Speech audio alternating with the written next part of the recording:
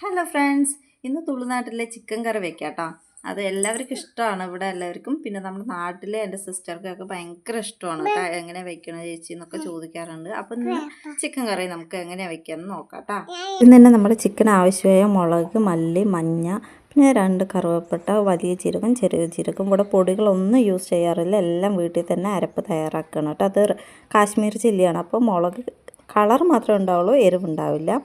പിന്നീട് അതിനാവശ്യമായ നമുക്ക് തക്കാളി, വലിയുള്ളി, പിന്നെ കറിവേപ്പില, പച്ചമുളക്, ഇഞ്ചിയും വെളുത്തുള്ളിയും ചതച്ചതല്ല, പേസ്റ്റും അല്ല, ഇങ്ങനെ ചെറുതായിട്ട് അരിഞ്ഞതാണ് കേട്ടോ. ഇവിടെ ഇങ്ങനെയാണ് ഇവിടെ ചെയ്യാറ്. അതെല്ലാം നമുക്കൊരു മിക്സിൻ്റെ ജാറിലേക്ക് ഇടാം കേട്ടോ. കുറച്ച് കറിവേപ്പിലേക്ക് ഇടുന്നുണ്ട്, ഒരു 2 അല്ലി വെളുത്തുള്ളി ഞാൻ ഇതിലേക്ക് ഇടുന്നുണ്ട് കേട്ടോ. പിന്നെ ഇവിടെ പുളി യൂസ് ചെയ്യാറുണ്ട് അരപ്പിലേക്ക്. നമ്മുടെ നാട്ടിൽ അത് ഇടാറില്ല, പക്ഷേ ഇവിടെ ചെയ്യാറുണ്ട്. കുറച്ച് വലിയ ഉള്ളിയും ചേർത്തിട്ട് നന്നായിട്ട് അരച്ചെടുക്കുക, നല്ല നൈസ് പോലെ അരച്ചെടുക്കുക. അതിന് ശേഷം നമ്മുടെ ചട്ടി ചൂടാക്കാൻ വെച്ചിട്ടുണ്ട്, എണ്ണയൊക്കെ ഒഴിച്ച് നന്നായി ചൂടായി വന്നിട്ടുണ്ട്.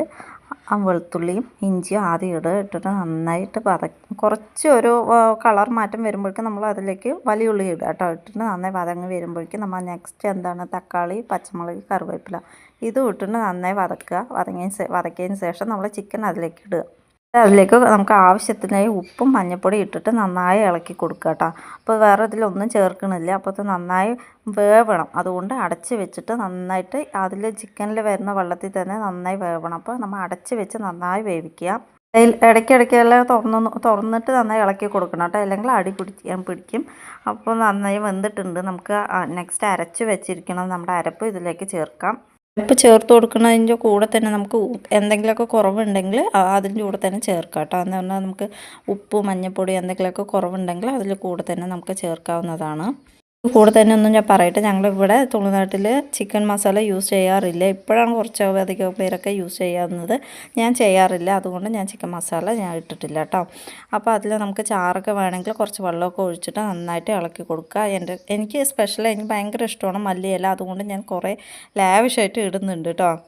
അതിനെ അടച്ച് വെച്ച് നന്നായി വേവിക്കുകയല്ല, കുറച്ച് നന്നായി തിളപ്പിക്കുമ്പോൾ എന്താ നമ്മൾ സൈഡെല്ലാം നമ്മൾ ഇങ്ങനെ എണ്ണയൊക്കെ തെളിഞ്ഞ് വരുന്നത് കാണില്ലേ. അപ്പോൾ ആ സമയത്ത് നമുക്ക് ഇറക്കി വെക്കാം. അപ്പോൾ നമ്മുടെ ചിക്കൻ കറി റെഡിയാണ് കേട്ടോ.